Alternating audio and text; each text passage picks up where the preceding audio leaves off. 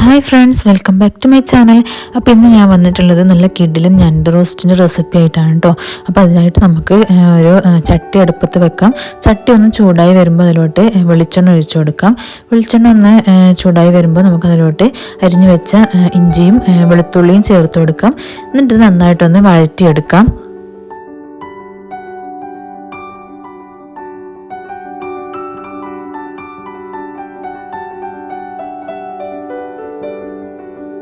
ഇഞ്ചിയും വെളുത്തുള്ളിയും വഴറ്റിയെടുത്തതിന് ശേഷം ഇതിലോട്ട് തക്കാളിയും സവാളയും പിന്നെ പച്ചമുളകും ചേർത്ത് കൊടുക്കാം. ഇതും കൂടി നന്നായിട്ടൊന്ന് വഴറ്റിയെടുക്കാം.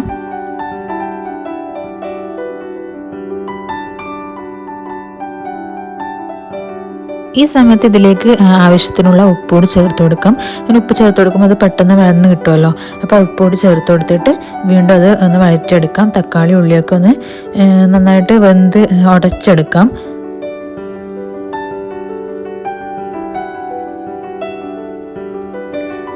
ഇനി ഇതിലോട്ട് പൊടികൾ ചേർത്ത് കൊടുക്കാം. ഞാനിവിടെ മുളക് പൊടി, മല്ലിപ്പൊടി, മഞ്ഞൾപ്പൊടിയാണ് എടുത്തിട്ടുള്ളത്.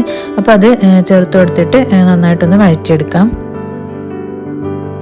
പൊടികളുടെ പച്ചമണക്കൊന്ന് മാറിയതിന് ശേഷം ഇതിലോട്ട് നമുക്ക് കഴുകി വൃത്തിയാക്കി വെച്ച ഞണ്ട് ചേർത്ത് കൊടുക്കാം.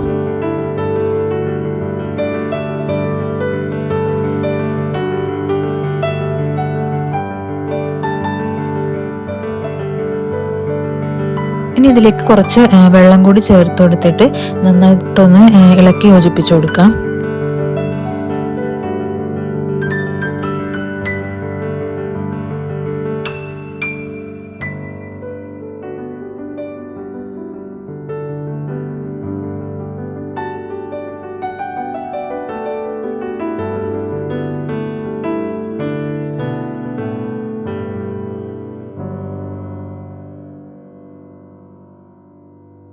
ഇനി ഇതൊന്ന് അടച്ചു വെച്ചിട്ട് മീഡിയം ഫ്ലെയിമിൽ നമുക്ക് വേവിച്ചെടുക്കാം. ഞണ്ടൊന്ന് വേവിച്ചെടുക്കാം.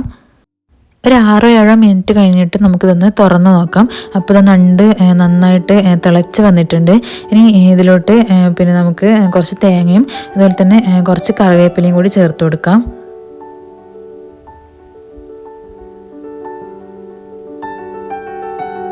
ഇത് നന്നായിട്ടൊന്ന് ഇതിൻ്റെ കൂടെ മിക്സ് ചെയ്തെടുത്തതിന് ശേഷം ഒന്നുകൂടി അടച്ചു വെച്ചിട്ട് വേവിച്ചെടുക്കാം.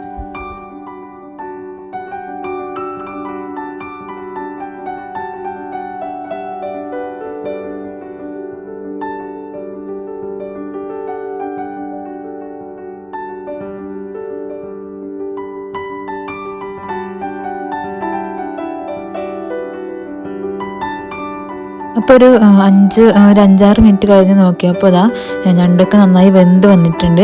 എൻ്റെ വെള്ളം കുറച്ച് വറ്റി വന്നിട്ടുണ്ട്. അപ്പോൾ ഞാൻ ഒരുപാട് ഡ്രൈ ആക്കി എടുക്കുന്നില്ല. അപ്പോൾ ഈ ഒരു പരിവാകുമ്പോൾ നമുക്ക് തീ ഓഫ് ചെയ്ത് വെക്കാം. അപ്പോൾ നമ്മുടെ നല്ല ടേസ്റ്റ് ആയിട്ടുള്ള ഞണ്ട് റോസ്റ്റ് ഇവിടെ റെഡി ആയിട്ടുണ്ട്. അപ്പോൾ എല്ലാവരും ഒന്ന് ട്രൈ ചെയ്ത് നോക്കുക. കൂടാതെ വീഡിയോ ഇഷ്ടമായാൽ എല്ലാവരും ഒന്ന് ലൈക്ക് ചെയ്ത് സപ്പോർട്ട് ചെയ്യുക.